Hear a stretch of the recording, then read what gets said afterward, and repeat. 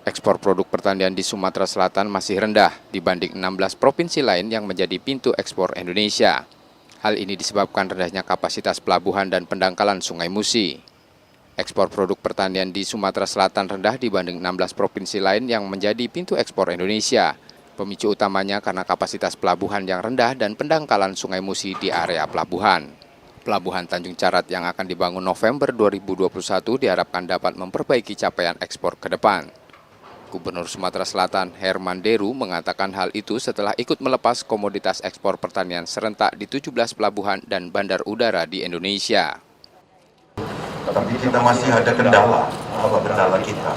Jika saja pelabuhan ini fasilitasnya lebih dari ini, tentu kita sudah bisa sejajar dengan provinsi-provinsi di Jawa.